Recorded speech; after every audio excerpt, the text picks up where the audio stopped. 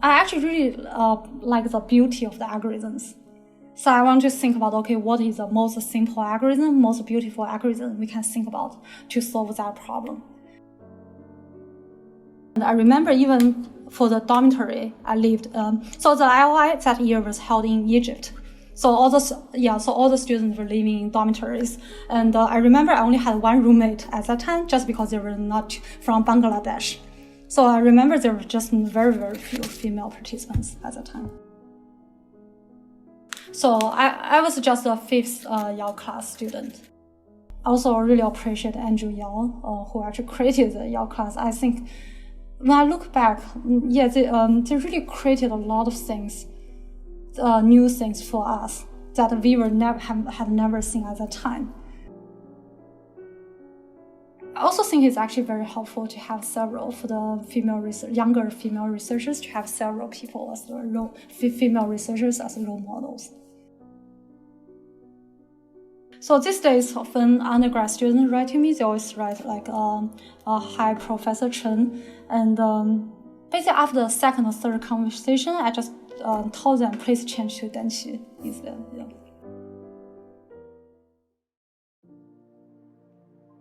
Welcome to the Immigrant Computer Scientists podcast, where we talk to computer scientists who immigrated from their home countries for study or for work or for other reasons.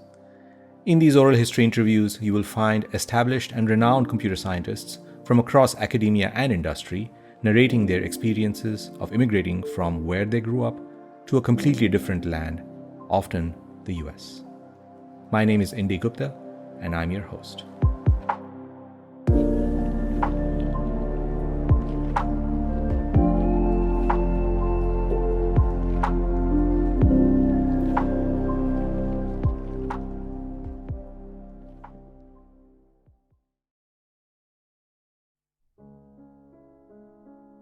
This is episode 14. In the previous episode, episode 13, towards the end of the episode, you heard Jelani Nelson, professor at UC Berkeley, talking about IOI, the International Olympiad in Informatics. He spoke about the inequity of students' backgrounds and how most US students who make it into IOI come from one district near Palo Alto. The IOI is one of the largest international Olympiads held for secondary school students worldwide, and each country sends a team. The puzzles at the IOI are a combination of algorithmics and programming. Remember, these are high school students. The IOI has been held annually since 1989. Over 1,100 medals have been given out since then, including over 400 gold medals. In this episode, 14, we explore a different dimension of the IOI, the lack of women participants at the Informatics Olympiad. We talk to one of the few women gold medal winners at the IOI. Today's guest is Danqi Chen, now assistant professor of computer science at Princeton University. She was the only woman gold medal winner worldwide at the Informatics Olympiad in 2008. Danqi Chen says she was probably the only female gold medalist from China in the 20 years leading up to 2008.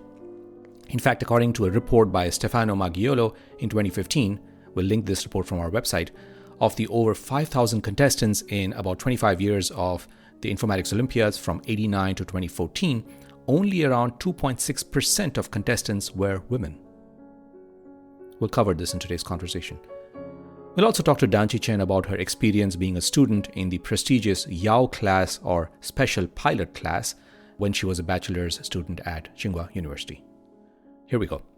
I'm delighted to welcome Chen Danqi, that's the Chinese way of pronouncing names, to the Immigrant Computer Scientists podcast. Danqi is an assistant professor of computer science at Princeton University, where she has been since 2019. Danqi works on the areas of artificial intelligence and machine learning, specifically natural language processing, also known as NLP. Chen Danqi co-leads the Princeton NLP group. She also belongs to the larger Princeton AI/ML group and is affiliated with the Princeton Center for Statistics and Machine Learning, CSML. She's won many awards, including the 2019 Arthur Samuel Best Doctoral Thesis Award at Stanford University, many other awards in grad school, and more recently as a faculty member, she's won multiple faculty research awards for her work from Google, from Amazon, and from Salesforce, and many other awards as well. Danqi won a gold medal at the International Informatics Olympiad a while ago, 2008, where she was the only female gold medalist worldwide and one of very, very few girls to actually participate. We'll come to that later in this conversation. A little bit more about Danqi's path before she started at Princeton University. Here's where I go in reverse chronological order. From 2018 to 2019, right before she started at Princeton, Danqi was a visiting scientist at Facebook AI Research and University of Washington. Before that, from 2012 to 2018, she was completing her PhD in computer science at Stanford University.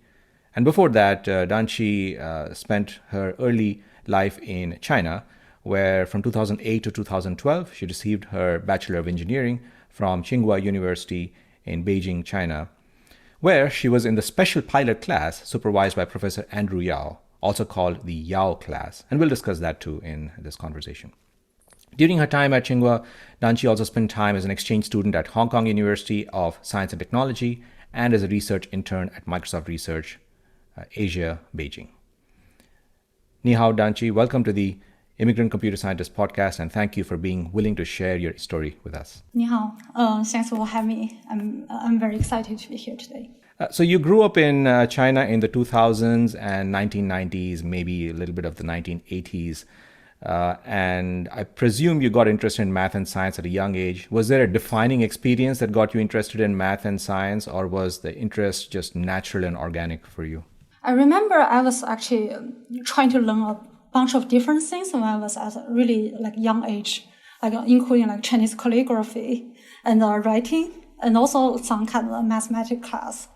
But I think when I was around age of 8 or 9, and actually probably my father discovered that I actually had a little bit of gift in actually solving the mathematical problems. I probably should also mention that he is actually a professor in applied math, so that could be actually pretty related. Yeah, so I started doing a little bit formal training since that time, the 3rd grade or 4th grade in primary school. Yeah, that's pretty much the beginning of my journey. Yeah. And your parents were supportive of your interest, and they were encouraging of your interest in math and science? I mean, they support basically whatever I was interested in, but found that I was actually pretty good at solving problems at that time.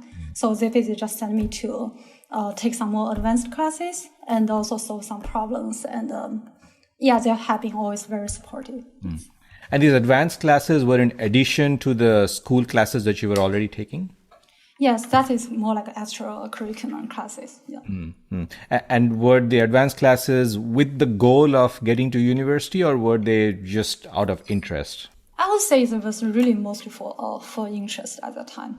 But I also have to admit that because I did pretty well, at a very young age, so I definitely got some privilege. For example, I got into one of the best middle school in my city, and later on, because also very similar achievement, so I also got into the university without taking the national national college entrance exam. So you were able to leverage your not just your interest but also your talent to be able to get into good schools, talented schools, and also you mentioned that into the university. So getting into university, typically, from what I'm understanding from what you're saying, students write an entrance examination. Is that the typical default way in which students get into Tsinghua and other universities? So I would say a majority of the Chinese students, they have to take this a national college entrance exam. So also I'm not sure if I've heard this called Gaokao. So that's really the biggest exam in China. But there is always a small portion of students who are either achieve some gold medals in competitions, or they have some a special talent. So they're just a very small portion of students. They got a chance to get admitted to Tsinghua or Peking universities without taking that exam. The education in your school, what language was it in, especially the science and math? Pre-college? Yeah, definitely Chinese, Mandarin. And so did you take English classes as well during that, or what time did you start learning English? I think we took a very few English classes in primary school, but the main classes were actually taught in middle school. Pretty much the age of the 13, 12, something. And when you got to college, when you got to Tsinghua University, was the instruction there also in Mandarin Chinese, or was it mixed in English? So most of the classes were taught in Mandarin. But you also mentioned that I graduated from this Yao class. Mm-hmm. So in Yao class, we have a set of the core Yao courses. So all those Yao courses were taught in English. Yeah, that's kind of different from all the other courses. I'm actually not sure about the situation right now because it has been over 10 years. I do want to ask about your Olympiad experience and the Yao class experience. A couple of quick questions. When did you use your first computer, and when did you learn your first programming language? Yeah, my first programming language is Pascal. Pascal. So I learned that in first year or second year of middle school. So when I was at the age of 14, something like that. Was that being taught in the school itself? Yeah, that is actually part of the curriculum at that time. Was it also the first time you used a computer? No, I had a computer very early, probably in primary school, at the age of 9 something. Mm-hmm. At home? Yeah, but we were using computers to play computer games, and also I was also using computers to do some kind of this kind of problem solving exercises.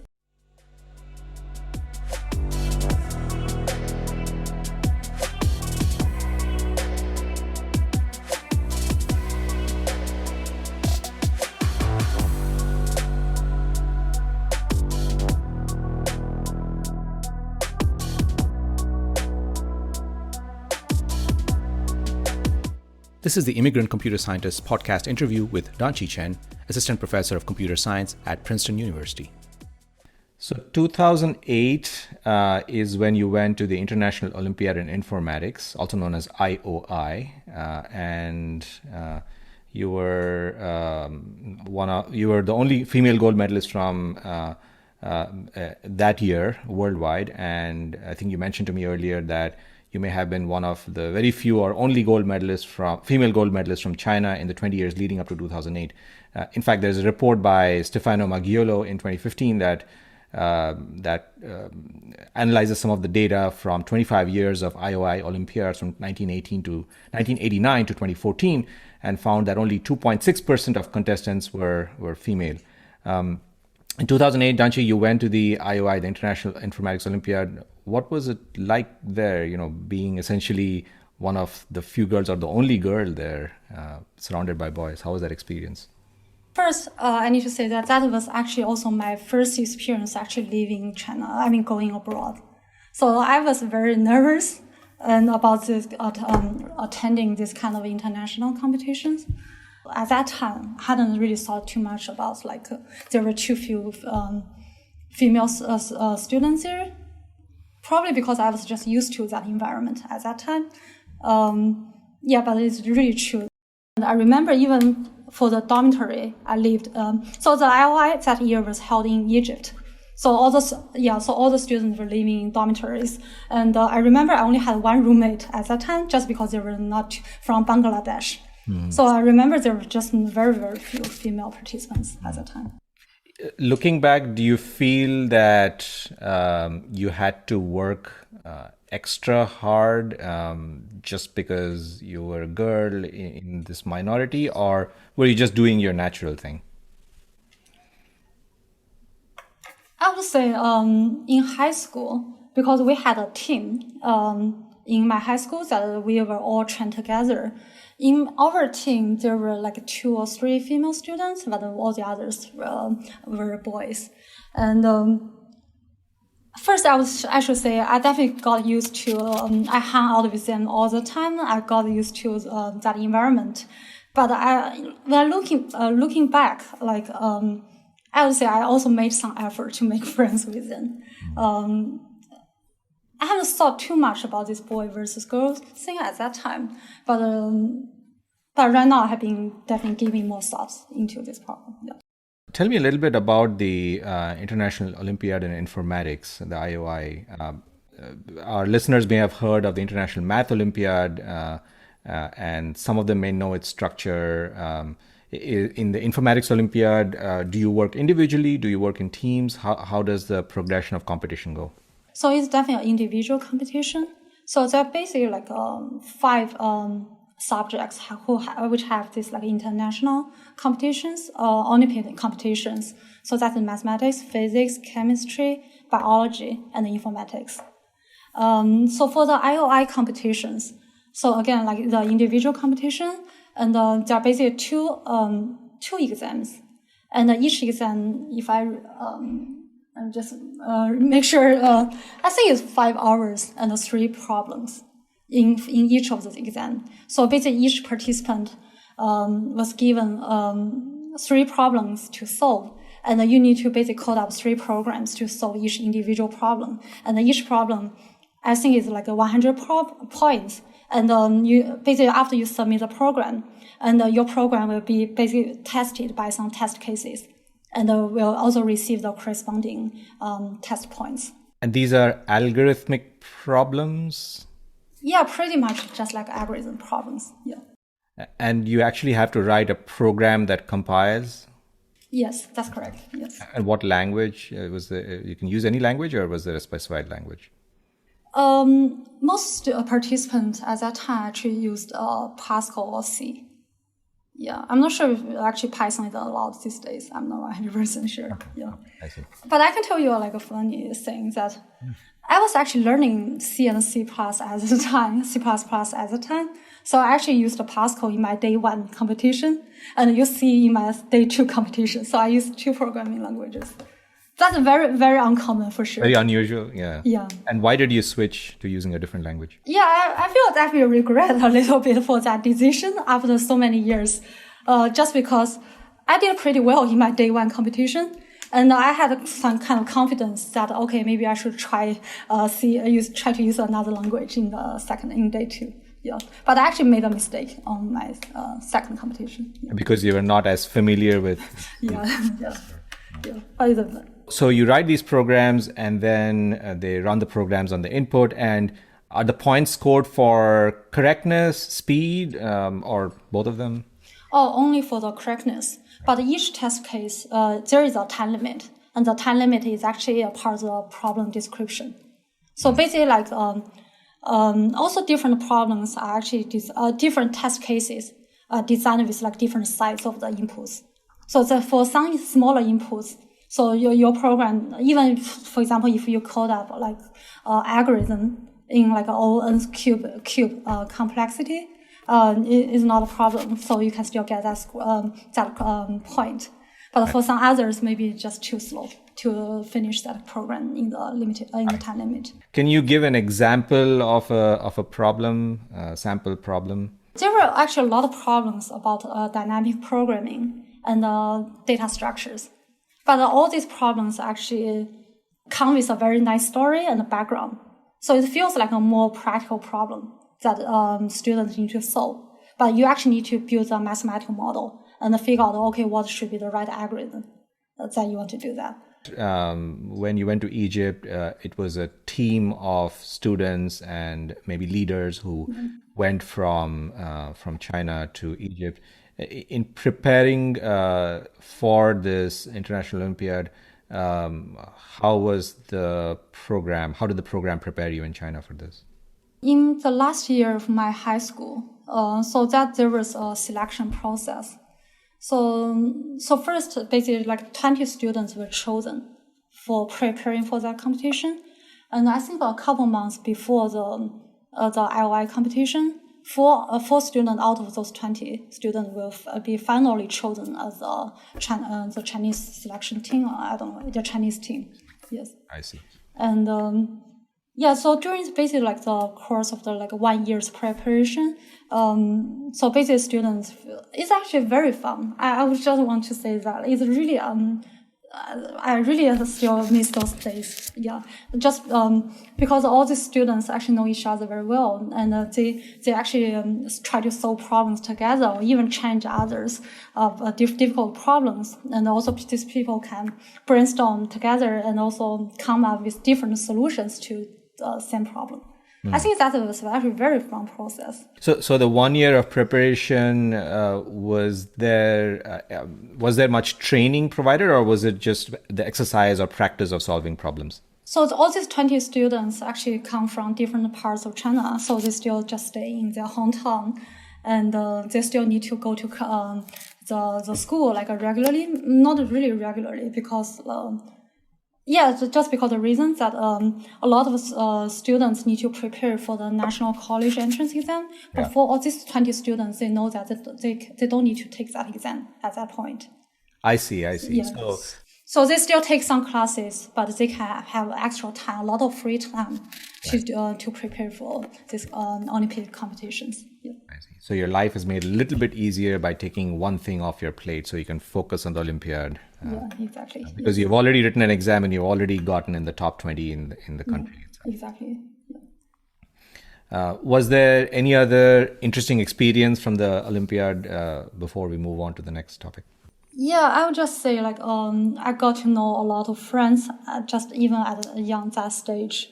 And many of them actually went to Tsinghua University together with me. And that was really a very a fun experience.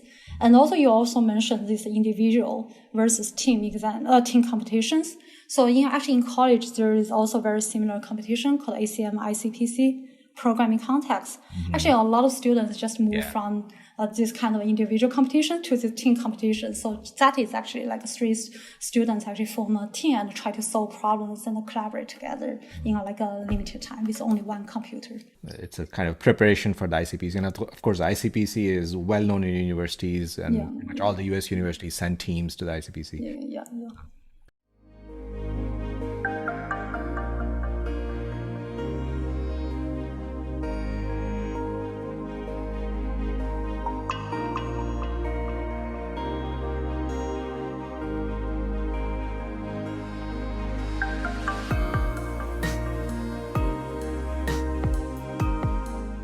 This is episode 14, an interview with Danqi Chen, assistant professor of computer science at Princeton University. She's originally from China. The Yao class, or Special Pilot CS class, was started in 2005 at Tsinghua University by Professor Andrew Yao. Every year, the Yao class selects the top computer science freshmen who are admitted to Tsinghua via an exam. Yao class students then receive specialized and tailored CS courses throughout their bachelor's degree years. The Yao class also involves exchange programs with other universities and companies, and guest lectures by US and European researchers to catalyze research among the students. The Yao class is supported in part by the Chinese government. The Yao class has produced many successful students who received their PhDs in US universities afterwards, and then have gone on to become world-class researchers. Here, I talked to Danqi Chen about her experience in the Yao class.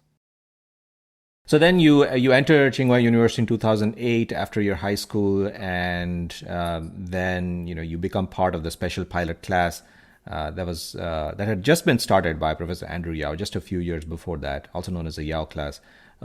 How did you get into the Yao class? Was there an admission process? Was there an exam to get into it? Yeah, so after I got into Tsinghua University, so basically in the first month, there was one exam.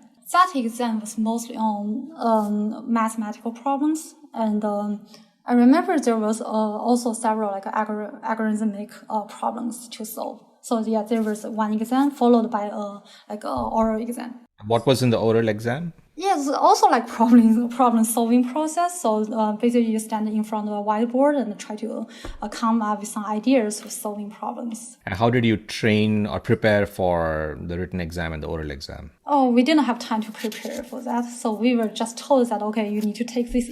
So you have this opportunity to take this exam if you want to go to your class. Do many of the students getting into Tsinghua try to get into the Yao class? I presume that not everyone gets in. Right, because the class had only 30 students. 30. And the computer science department had about around 170 students. And also a lot of other students from, let's say, EE and and also automation department. I mean, some other related department. Some other students also are interested in taking this test and see if they can get into Yale class. So the Yale class focuses largely on computer science, but then there are students from other departments, like you mentioned, automation, who are trying to get into it. Basically, every student was assigned to a major at the beginning of the university. Mm-hmm. So that's basically the selection process. Mm-hmm. But after all the students get into Tsinghua University, they have this chance to kind of like a secondary real admission. So if they can get into Yale class, they will just join Yale class without affiliated with, let's say, Department of Automation. So for you, just going back just a tiny little bit, when you joined Tsinghua, was the choice of taking computer science as a major, was that just a natural choice that followed from your informatics Olympiad experiences, or did you have to think about other options? I think it was pretty natural. But I also had thought about doing a mathematics major, to be honest. Mm-hmm. Also because maybe my father at the time had a preference because he did he was a mathematics major, mm-hmm. But I kind of argued a little bit with him, and I made my own choice. So he was pushing you to take math? A little bit. And what made you choose computer science over math? Again, I think it's a really more natural transition from the Olympiad informatics experience. And also because I got to know a lot of friends at that time through that competition, and they all chose computer science, so that's pretty natural. And of course, your current work has a good mixture of both math and computer science in there, so it's a natural fit for you. So the Yao class, the special pilot class, once you get into it, do you have separate classes for everything, for all the courses, or how is it structured, or is it only for some of the courses? So first I have to say that things have been changed a lot in the past 10 years. So I was just a fifth Yale class student, mm-hmm. right? Mm-hmm. So at that time, so basically there was a set of the core Yale courses. And besides those, so we also had to take courses from the computer science department and also other departments like mathematics course, physics, and also like PE courses and a lot of the other humanity courses. So some subset of the classes in the program that you took were with the 30 students or so in the Yao class. Were these classes largely, the Yao class, the special ones that you took, were they focused largely on the theoretical sides of computer science and algorithmics, or was there a mixture of systems work as well there? Yeah, actually, I would say most courses we learned at that time were in theoretical computer science. Yeah. We actually learned like 5-6 algorithm and advanced algorithm, or even cryptography and all the theoretical computer science courses. And there were also few system courses, but there were very few like artificial intelligence courses. At that time, AI was also not as hard as today. But I know that their curriculum has been changed a lot just in the last few years. Yeah. And when did you start getting interested in artificial intelligence, machine learning topics? Yeah, that was actually pretty late because I really enjoyed taking all those theoretical computer science courses, I have to say. But after the junior year, so I actually got a chance to go to Hong Kong University of Science and Technology. Actually, I took several artificial intelligence and machine learning courses there. And I also got a chance to do a research internship at Microsoft Research Asia in Beijing.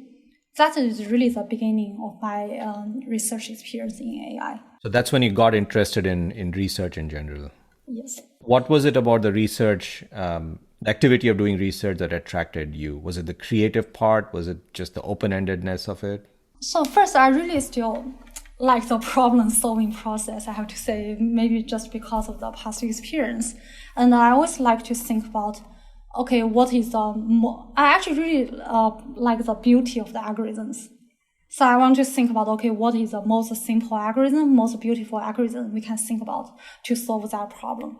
These days, I've been, maybe my motivation also has been shifted, of course, the past 10 years, but also these days I've been also very impressed by the practical values of a lot of the applications. So think about starting from some more impactful and practical problems, and try to think out, okay, what should be the best algorithms we can come up to solve that problem. And certainly in your field, natural language processing, the techniques and the technology has advanced quite a bit. We have seen quite a bit of a change in the last 10, 15 years or so. Huge changes. Huge change, right? Even just in the past, I started doing NLP in 2013. So I didn't do NLP at all in college. Just 8 years. So since I've been changed a lot. So you probably also are familiar with word embeddings were invented in 2013. Word2Vec. And the BERT basically really came out in 2018. At that time, I basically finished my PhD. So exactly that time. All these things have really changed the landscape of the whole field of NLP a lot. It's a fast-moving field, as you're mentioning, with a lot of technologies coming out. And the impressive thing is that a lot of these technologies are being adapted and adopted by industry and companies almost fairly quickly. And they're impacting products that we use, from the home assistants to what appears in our phones and everything else. Let's go back a little bit to your Tsinghua days. Again, I presume that you were one of very few women in the CS class and in the Yao class. How was that experience? So again, the Yao, our class has 30 students, and 4 of them were female students. 4 out of 30. 4 out of 30. And our class already has at that time already had the biggest number of the female students. I remember the 1 year before us is only 1, and another year before 0. So we were pretty happy that we had 4 female students, but definitely that was a little bit challenging and also a little bit lonely sometimes.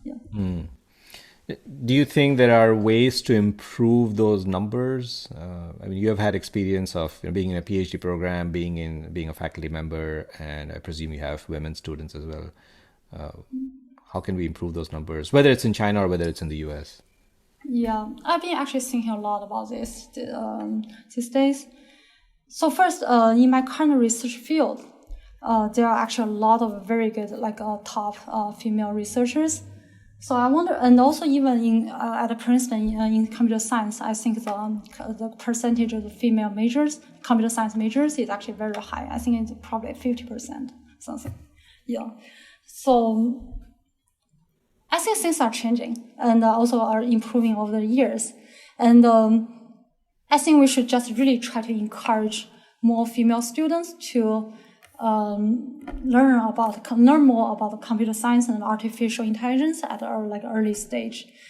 For example, this summer actually I participated in this AI for All program. So we actually gave some lectures to girls in high school.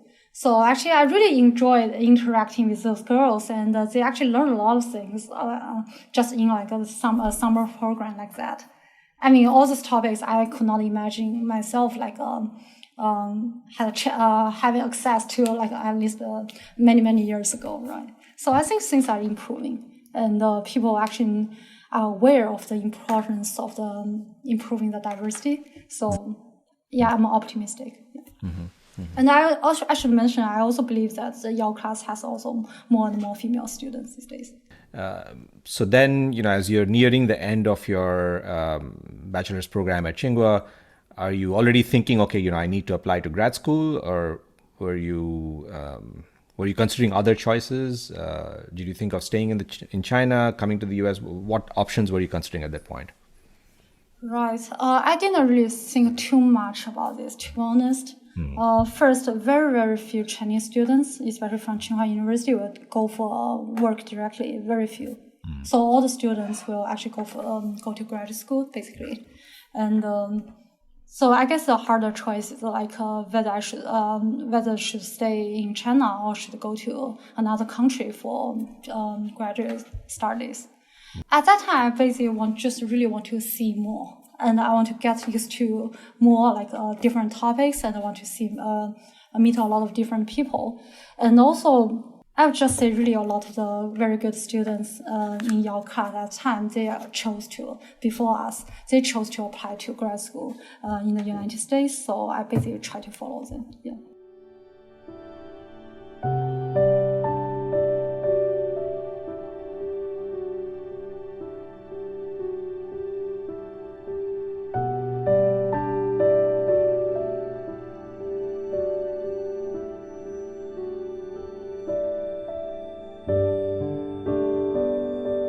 You're listening to the Immigrant Computer Scientist podcast interview with Danqi Chen, Assistant Professor of Computer Science at Princeton University. She is originally from China. So in 2012, you came to Stanford University to start your PhD. Of course, you had been to Egypt briefly before that, outside China, for the Olympiad, as you mentioned before. But this is the first time you kind of moved to a completely new country.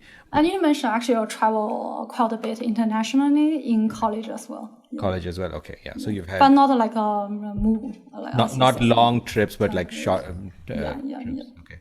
So what was it hard at all adapting in the beginning when you moved to the US in 2012? Yeah, it was definitely very hard. What was the biggest challenge? First, I had no idea about how the education system looked like in the US. And language barrier was definitely also a problem. And also even like eating, and also, how to get used to the living environment was also a problem. Yeah, there were a lot of issues. Yeah. What were the difference in the education system or classes that you had to adapt to the most? I would just say a few things that actually surprised me.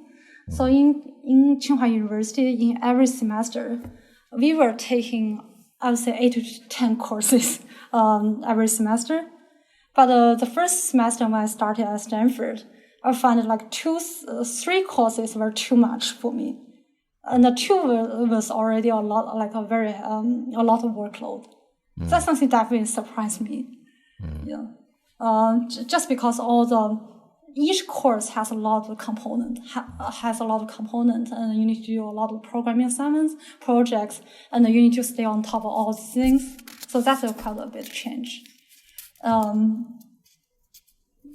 I guess another thing that surprised me is that I didn't really get exposed to like this kind of research group environment before, these research groups in the U.S. universities.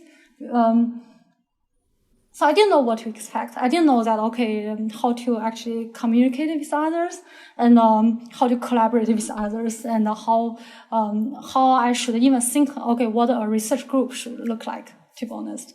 So everything was new and a good experience to me. What about friend circle? I mean, there are, of course, a lot of Chinese and Chinese American students in Stanford and in U.S. universities and on the West Coast.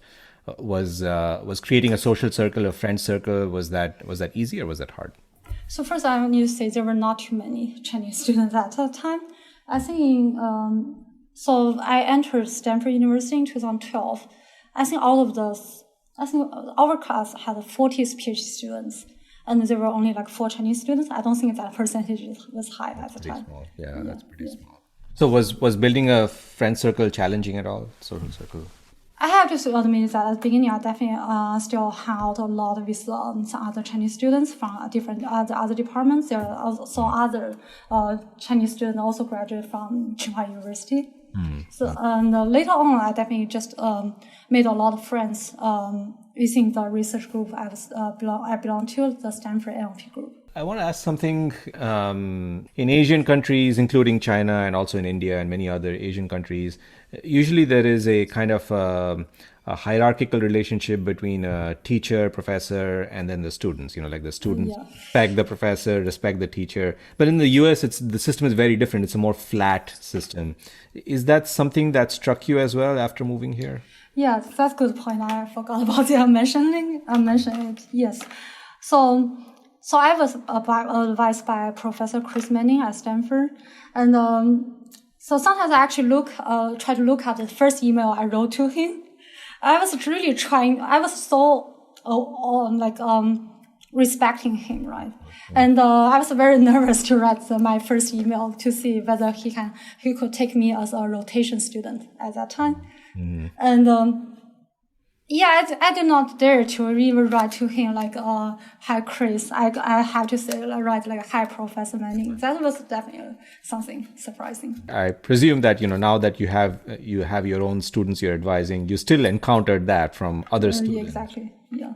So these days, when undergrad students write to me, they always write like, hi, Professor Chen. And basically after the second or third conversation, I just told them, please change to Danqi instead. Yeah. But sometimes the students are hesitant to change, even if we tell them. they kind of feel uncomfortable calling a professor by their first name. Yeah, I can imagine that.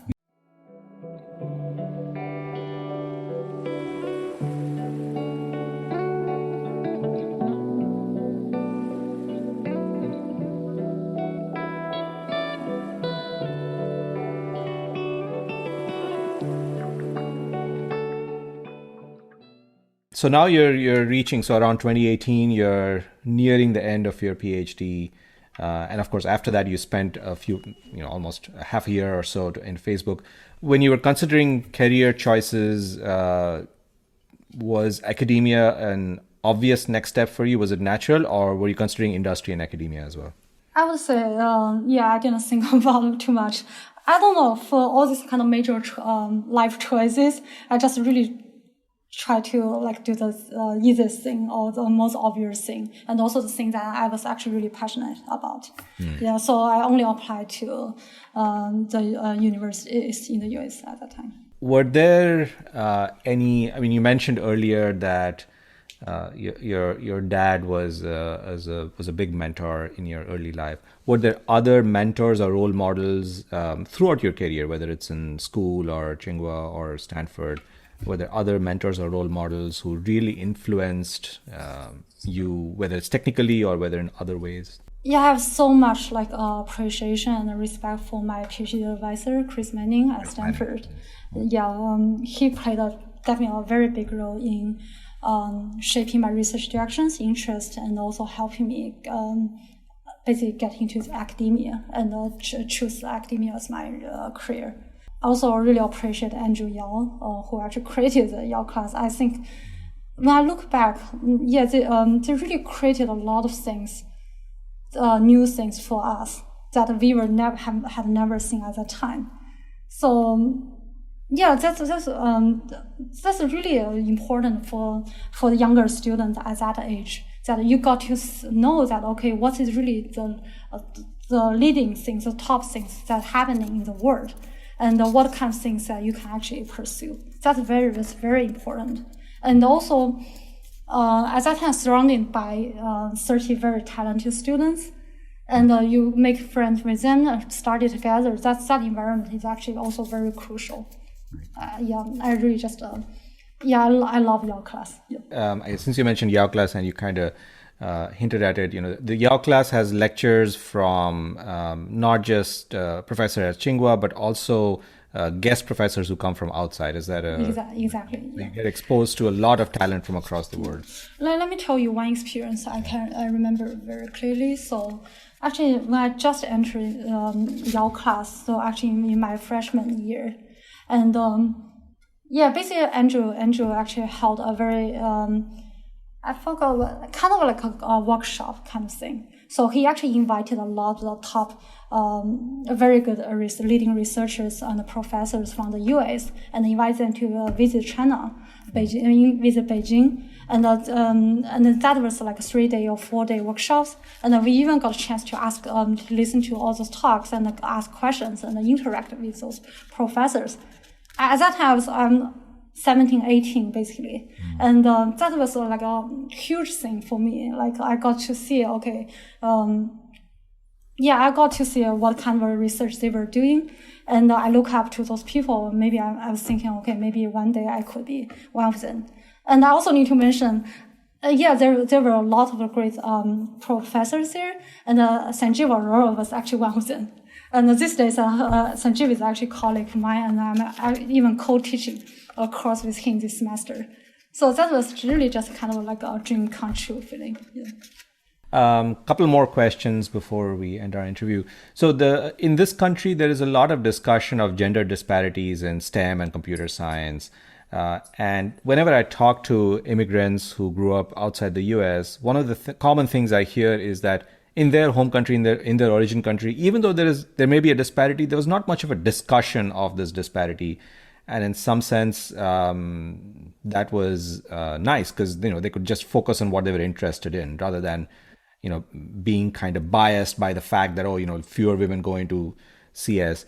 Is that something that you experienced too? Did you think, or did you hear of the gender disparities in computer science while you were in Tsinghua, or did you first hear of it only when you came to the US? So I was not super aware of this issue. So I just like to hang out with boys and also like study together with them. But after I came to US, I just realized that the importance of diversity and how to actually make encourage more girls and female students to actually study computer science. I would say yes, it was at least 10 years ago. It was actually less discussed in that environment. But I also definitely realized some more recent efforts actually going on in China. So I'm optimistic. I'm optimistic that things will be improved. Yeah. When I was younger, 14, 15, I think at that time, I didn't really also realize the difference between the female students and male students. But when I was in graduate school, the difference I realized there is some difference. For example, female students tend to be more stressed. And also I think the energy level sometimes also could be different compared to the male students. So all these things actually I only realized and identified later at a later stage. And but I also had a lot of communications with other female researchers and also female students. And I realized that it just felt so good to actually talk about this topic and share the experience, and the things will just be improved.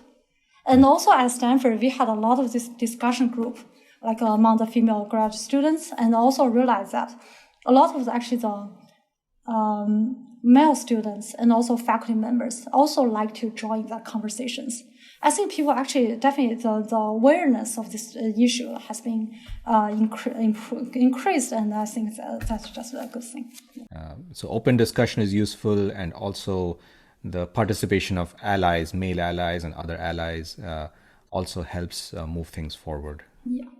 And in our research field, we also have a lot of workshops like women in natural language processing. And in the machine learning community, they also have the women in machine learning community. I actually like all these things. And I think it's good to actually to get together and talk about the possible problems and get to know the other researchers.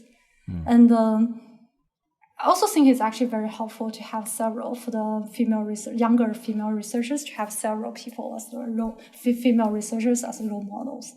As role models. So at least I'm inspired by a lot of female researchers, and I try to learn from them. And I think all these things help. Yeah.